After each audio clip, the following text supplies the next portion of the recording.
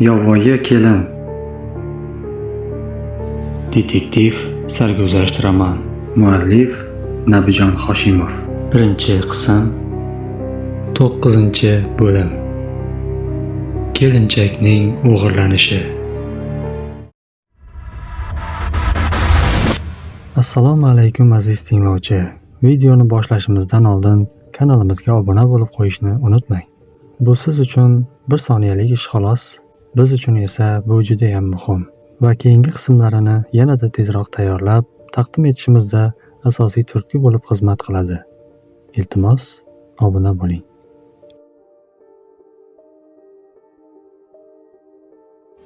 Hash-pash deguncha oradan bir oy o'tib ketibdi. Panjikentga kirib kelishlari hamon Andrey Moskvaga qo'ng'iroq qilishga otlandi. Onasini xursand qildi. "Eshit", dedi onasi so'zlashuvlarining so'ngida. "Senga qandaydir o'zbek qizi qo'ng'iroq qildi." "O'zbek qizi? Qayerdan?" "O'zbekistondan bo'lsa kerak. Sen unga tashrif qog'ozingni bergan ekansan." Ha, Sabohatmi? Esimda yo'q. Xullas, u yerga tegayotgan ekan va seni to'yiga taklif qildi. Qachon ekan? 24-da. Bugun sana nechi? Bugun 30. Afsus. Mayli oyi, xayr. Kimga aza, kimga to'y. Andrey so'zlashuv butkasidan chiqib, hayronlikda o'ylanib qoldi.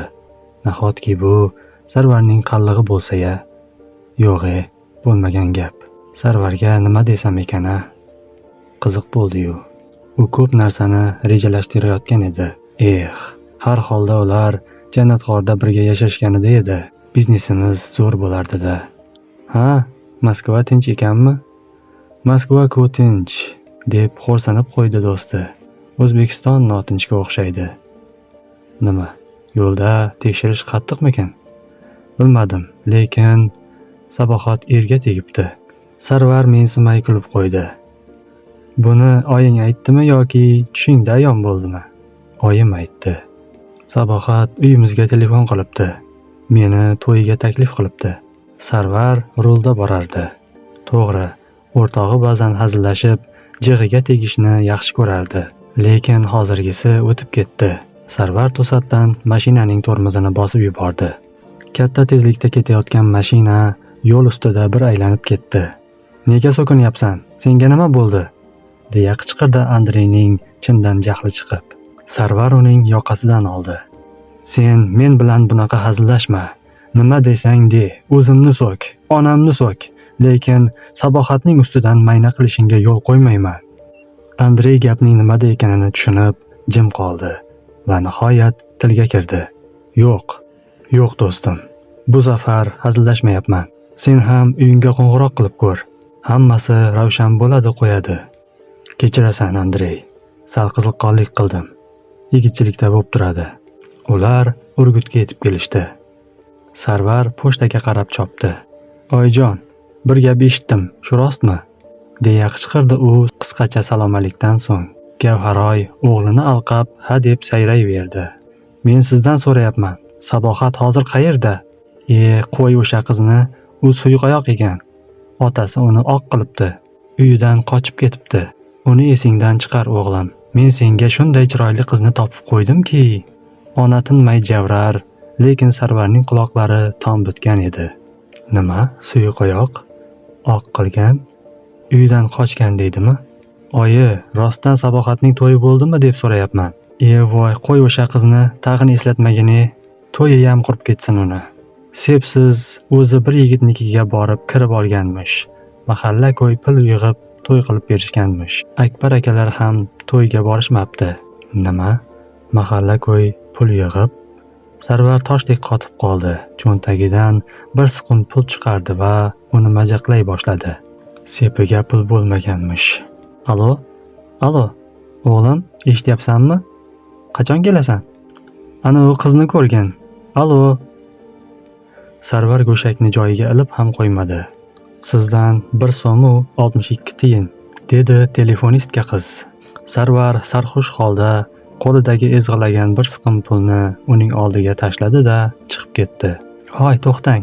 Bu yerda ko'p-ku", deya qichqirib qoldi qiz. Mashinani Andrey minib oldi. Sarvar butun yo'l bo'yi churq etmadi. Orqa o'rindiqqa yotib oldi. Andrey uni charchagan deb o'yladi va deyarli gapga solmadi. Sarvar esa ko'zlari yoshga to'lgan va uyg'oq edi. Nahotki u yerga tegib ketdi. Nima, men shunchalik e'tiborsizlikka loyiqmanmi?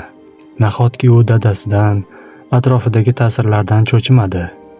Otasi oq qilish darajasigacha boribdi. Demak, anchagina gap o'tgan ko'rinadi. Uni biror yigit yo'ldan urib, ehtimol nomusiga tegib qo'ygan bo'lsa-chi? Nahotki o'sha yigitning holati menikidan ziyoda bo'lsa? Yo'q, axir mahalla-ko'y pul to'plab to'y qilibdi-ku. Demak, u o'ta qashshoq yigit. Nahotki shuncha boylik, otamning amaldorligi, dang'illama hovlilarimiz, oilamizning el-yurt oldidagi obro'sini u qiz nazar pisand qilmadi. Nima, men ahmoq bo'lib qolaveramanmi? Yo'q, aslo. Haliyam kech emas. Mening qallig'imni yo'ldan urgan o'sha yigitni pashshadek ezg'ilab tashlayman. Sabohatni meni sevishga majbur qilishim va albatta g'olib kelishim kerak. Sarvarning mushtlari to'kildi, ko'zlariga qon quyildi. Hali tanimagan, ko'rmagan, lekin sabohatni o'ziniki qilib olgan o'sha noma'lum yigitning sha'niga so'kina boshladi. Nega so'kinyapsan? Deb so'radi Andrey tezlikni pasaytirib, jig'ibiyron bo'lib yotgan do'stiga o'girilib. Senga nima bo'ldi? Men uni o'ldiraman. Kimni? Sabohatni o'g'irlab ketgan o'sha ahmoqni. Ha, bu bizning ahvolimizni qiyinlashtiradi. Xo'sh, o'ldirding deylik. Keyinchi Sabohatni olib jannat g'orga ketaman. Do'stim, senga jinoyatni nima keragi bor? Seni qidiruvga berishadi, tutib qamashadi. Bu kimga kerak? Axir bizning sen bilan istiqbolimiz porloq. Sen istiqbollaring bilan yo'qolib ket, dedi Sarvarning jahli chiqib. Jahling chiqmasin. Avval eshitib ko'r. Men senga boshqa variant taklif qilmoqchiman. Qanaqa variant? Agar lozim topsang, bu operatsiyalarda sen umuman qatnashmaysan. Sening o'rningga buni boshqalar bajaradi. Qanday qilib? Pul bu kuch.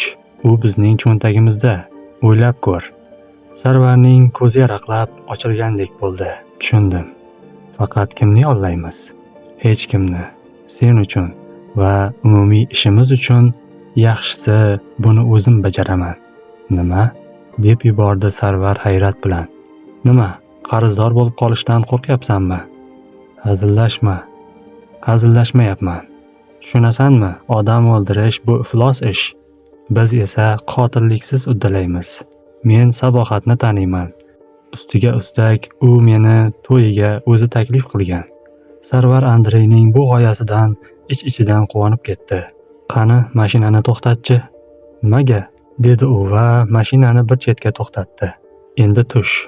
Andrey do'stimni xafa qilib qo'ydim shekilli, deb o'yladi. Shu sabab mashinadan istamay tushdi-da, sigaretani asabiy tutatdi. Sarvar ham tushib keldi. U avvaliga Andreyni rahmat senga. Sen mening haqiqiy do'stimsan, deya quchoqlab olmoqchi edi. Lekin uning sigareta tutatayotganini ko'rib, bu fikridan qaytdi. Chekishga ber, dedi u beixtiyor. Shunchaki chekib olamiz. Sen charchagandirsan, kel, men hayday. Yo'q, hechqisi yo'q. Men charchamadim. Biz hozir chamamda Gulistondamiz. Tez orada uyga yetamiz. Bitta shisha olamiz, dam olamiz va ertaga toza bosh bilan reja tuzamiz. Demak, sen rozimisan? Do'stim, men sen bilan dunyoning narigi chetiga borishga ham tayyorman. Nimaga? Sen yaxshisi o'z jannatingda yasha. Men esa o'zimnikida. Balki birga yasharmiz. Bizni kim boqadi? Dedi kulib Andrey. Bir amallab kun ko'ramiz. Men sevgilim bilan ba'zan sizlarnikiga mehmonga kelib turaman. Kelishdikmi? Kelishdik, dedi Sarvar va Andreyni endi ilojsiz samimiy quchoqladi. Arzanda o'g'illariga yoqtirgan qizini olib bera olmaganlari uchun Sarvarning ota-onasi uning oldida juda xijolatda edilar. Shozim Shohaydarovich Akbar Soliyevich bilan arazlashib, gaplashmay qo'yishdilar. Ularning o'rtasidagi samimiy munosabatga putur yetgandi. Gavharoy esa o'g'lining biror ishkal ish qilib qo'yishidan xavotirda edi. Shu sababli u o'g'li nima desa xo'p deyishga va hatto erini ko'ndirishga tayyor edi. Lekin Sarvar ular kutganchalik muammolar chiqarmadi va atayin Sabohat haqida gap ham ochmadi. O'zini go'yo taqdirga tan bergan, ma'shuqasini osongina boy berib qolavergan landavur oshiqday qilib ko'rsatdi. Andrey uni yo'lga solib tarbiyalayotganidan, yangilikni mutlaqo tashlaganidan ota-ona behand xursand edilar. Dada, biz Andrey bilan yaxshi rejalar tuzmoqdamiz. Qanaqa rejalar ekan, o'g'lim? Pomirda bo'lganimizda tog' geologiyasi bo'yicha xalqaro ekspeditsiyaga bizni ishga taklif qilishdi. U yerda tilla, uran, olmos va boshqa qimmatbaho boyliklar ko'p ekan. Biz kelajakda Andrey bilan hamkorlikda qayta ishlash korxonasi ochmoqchimiz. Andreyning dadasi bunga sarmoya bermoqchi ekan. Yaxshi fikr. Agar ikki do'st bir-biriga ishonsa, har qanday tog'ni ham talqon qilish qudratiga ega bo'la oladi. Mayli, 1-2 yil ishlab tajriba orttiringlar. Sarmoya zarur bo'lsa, men ham beraman. Shozim aka yaxshi ishlarni rejalashtirayotgani uchun Andreyga minnatdorchilik bildirdi. Otang bilan meni qachon tanishtirasan? Moskvaga kelinglar, xursand bo'lamiz. U yerda do'stlarim to'lib yotibdi. Mana, yana bittasi xalaqit qilmaydi. Yigitlarning tog'u dashtga ishlagani ketishmoqchi ekanliklariga Gavharoy aya avvaliga qarshi chiqdi. Voy, nimalar deyapsiz dadasi? Bitta o'g'limizni ishlatib qo'yamizmi? Qo'yaver, yoshlar chalg'iydi. Musofirchilik, qiyinchilikni ko'rishadi. Har xil bema'niliklar bilan mashg'ul bo'lgandan ko'ra mustaqil mehnat qilib pishganlari ma'qul. Shunda biz ham unga qadrliroq bo'lamiz. Uni uylantirishimiz kerak-ku axir. Men senga hozir Sarvarni xotin emas, yangi rejalar qiziqtiryapti deyapman-ku. Nima desa xo'p deyaveraylik. Xullas, ikki do'stning ishlari puxta tuzilgan reja asosida keta boshladi. Mo'ysafiddan keltirilgan molni jo'natishdi. Undan yaxshi daromad olishdi. Undan tashqari yana $200,000 pulni oldindan olishdi. Bu pullarga tilla sotib olamiz. Bilaman, Mo'ysafidda qoradori ko'p. Sekin-asta o'zimiz yetishtirishni yo'lga qo'ysak, bundan ham ko'p daromad ola boshlaymiz, dedi Andrey ishonch bilan. Safarga yana bir jo'naymizmi? Ha, yo'qsa anavi qiz seni yo'lda qiynab qo'yishi mumkin. Men sizlarni qo'yib, kamida 5 kilo anavindan olib, Dushanbedan iloji bo'lsa to'g'ri Varshavaga uchaman. Polshaliklarga molni tezroq olib borsam, to'liq ishonchga kiraman. Shuning uchun birga jo'nashimiz kerak. Sabohatni nima qilamiz? U o'qishini tamomlaganmi? Oxirgi kurs. Aytmoqchi, shu kunlarda davlat imtihonlari bo'lishi kerak. Yashavor, bu ishimizni yanada osonlashtiradi. Demak, kelinchak imtihon topshirgani keladi. Ketdik. Hozirroq institutga borib, jadvallarni o'rganib kelamiz. Bu ishni bilish qiyin kechmadi. Sarvar uchun institut xonalari, zinalari va xiyobonlari tanish bo'lib qolgan edi. Bu yerlarda u qizning har bir qadamini poylayverib holdan toygan, suratga olaverib ko'zlari charchagandi. Davlat imtihoni 5-da, diplom himoyasi 15-da ekan, dedi Sarvar qadrdon joylarini bir kezib kelib. Demak, ana shu kunlarning birida jo'naymiz, dedi Andrey uzil-kesil hal qilib. Bugun nechanchi chislo?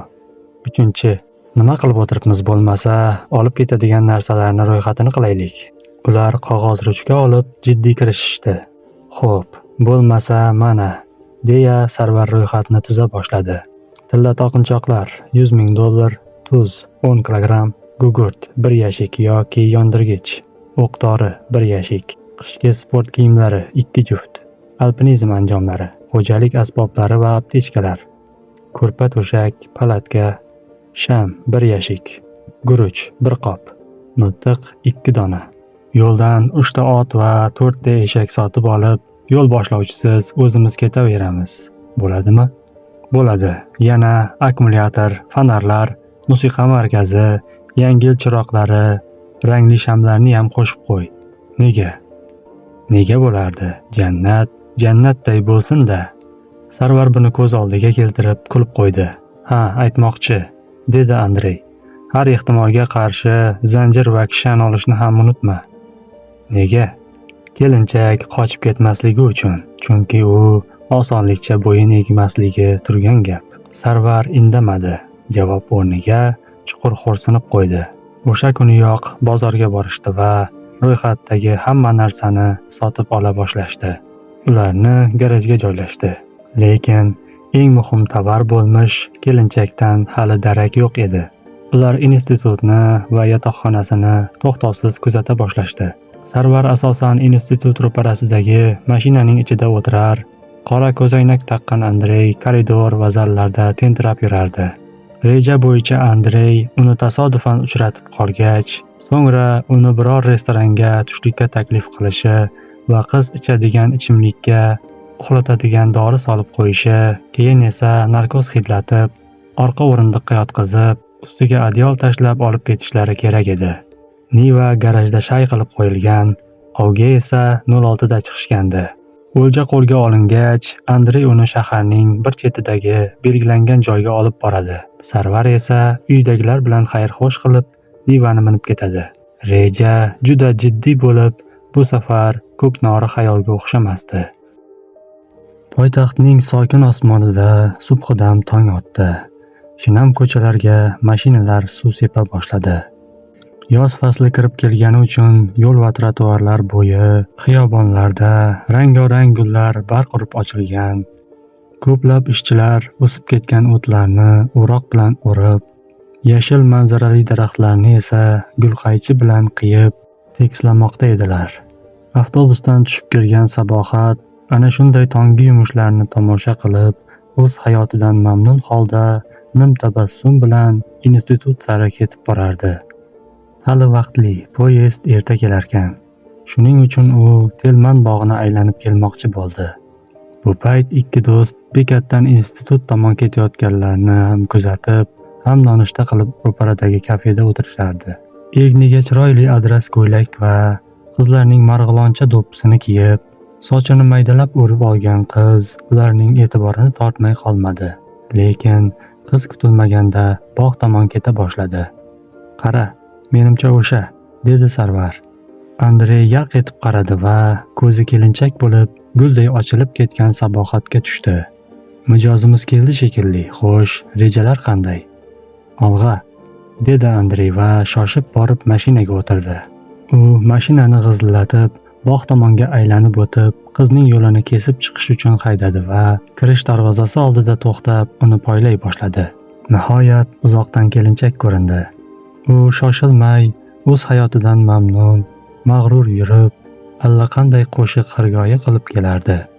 U bunga to'la haqli edi, chunki ozmuncha jafo chekmadi. Mansurni deb otasining qahriga ham duchor bo'ldi. Qavm qarindoshidan voz kechdi. Mahalla kuyda gap so'z bo'ldi. Hammasiga chidadi.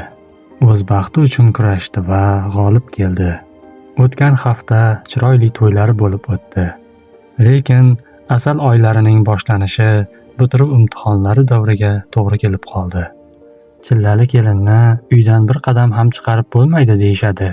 Jinlar tegishi mumkin, dedi Shirmon aya kelinining bir haftaga ketishini eshitib. Bunaqa irim-sirimlaringizni qo'ying, oyi. Bizlar o'qimishlimiz, Xudo xohlasa yaxshi zamonaviy oila quramiz. Bo'lmasa birga borib kel. Yo'q, ishlarim ko'p. Hisobotim bor, oyijon. U axir 6 yil o'qidi, nima? 5 kunga borib kela olmaydimi? Tavba, seni kim aytadi Go'shangadagi kuyov deb. Xavotir bo'lmang, oyijon. Biz hali Go'shangaga kirmadik. Xudo xohlasa keliningiz o'qishini bitirib olsin. Astag'firulloh. Axir muqaddas nikoh o'qilgan. U sening xasming-ku, bolam. Yo qiz jiyanlaringdan birortasini u bilan qo'shib yubor. Yo'q, oyijon. Men Sabohatga ishonaman. Bu gapni deraza oldida eshitib o'tirgan kelinchak Mansur akasidan behad xursand bo'ldi. O'z baxtini, o'z shahzodasini topganiga shukronalar aytdi. Xudo xohlasa o'qishini tamomlaydi, yaxshi ishga kirib oladi. Qator-qator farzandlar tug'ib beradi. Oilasi uchun jon fido qiladi. Lekin Andrey avtobus bekatidagi skameykaga borib o'tirib oldi. Qiz asta-sekin yaqinlashib kelar, shirin xayollar bilan band edi. To'satdan uning xayolini kimdir buzdi.